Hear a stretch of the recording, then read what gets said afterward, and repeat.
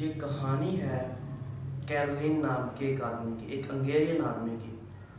और वो उस कंट्री का बेस्ट पिस्टल शूटर था और उस कंट्री में जितने भी चैम्पियनशिप हुए थे वो उन सब को जीत चुका था।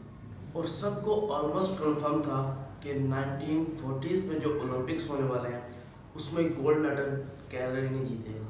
और उसने सालों से मेहनत करी थी और उसका एक ही गोल था, एक ही फोकस था कि मैंने अपने इस हैंड को दुनिया का बेस्ट शूटिंग हैंड बना। उसने बना लिया अपने इस हाथ को दुनिया का बेस्ट शूटिंग हैंड। फिर 1938 में एक आर्मी का ट्रेनिंग कैंप चल रहा था क्योंकि वो आर्मी में था और उसके साथ एक इंसिडेंट हो गया।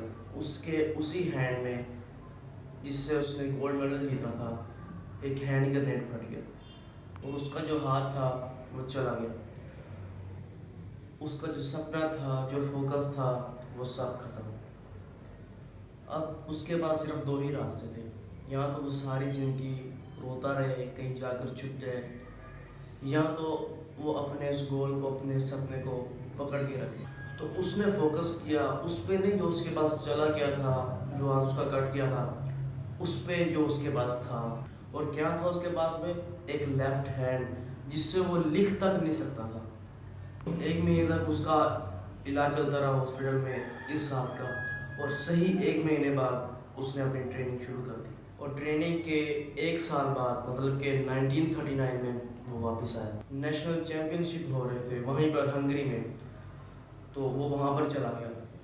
और भी काफ़ी सारे पिस्टल शूटर्स उधर आए हुए थे, तो उन सब ने जाकर उसको कॉन्ग्रेचुलेट किया और कहा कि यार देखो ये होता है जज्बा, कि यार इतना सब कुछ होने के बाद भी तुम यहाँ पर आए हो हमें देखने के लिए, हमारा जज्बा बढ़ाने के लिए। और किसी को नहीं पता था कि वो 1 साल से ट्रेनिंग कर रहा था अपने लेफ्ट हैंड की। तो उसने जवाब दिया कि मैं यहाँ पर तुमसे कॉम्पीट करने आया हूँ, तुम्हारे से लड़ाई करने आया हूँ, तैयार हो जाओ। और बाकी सब वहाँ पर जितने भी पिस्टल शूटर थे वो सब कॉम्पीट कर रहे थे अपने बेस्ट हैंड से, और ये कॉम्पीट कर रहा था अपने ओनली हैंड से। और मुकाबला हुआ तो कौन जीता? The man with the only hand, Caroline जीत गया।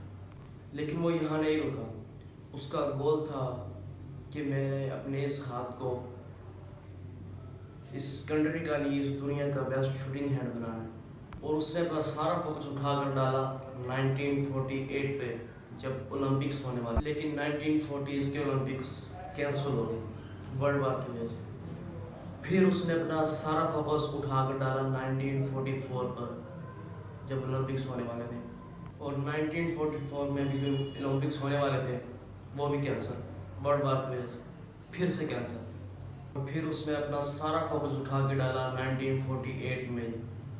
1938 में उसकी एज थी 28 साल और 1948 में उसकी एज हो चुकी थी 38 इयर्स।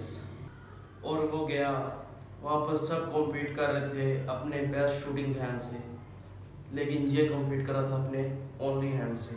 और कौन जीता? The man which only hand. लेकिन वो तब भी नहीं रुका, उसने अपना दोबारा फोकस डाला 1958 पर जो ओलंपिक्स होने वाले थे, और तब कौन जीता? कैरोलिन। और पूरी हिस्ट्री को बदल कर रख दिया उसने। इससे पहले किसी भी शख्स ने 2 गोल्ड मेडल कभी नहीं जीते।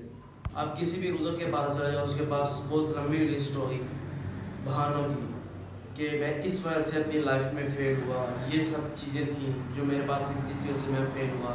और दूसरी तरफ आप विनर के पास चले जाओ, उसके पास 1000 वजह होगी वो ना करने की जो वो करना चाहता है, सिर्फ एक वजह होगी वो करने की और वो कर लेगा।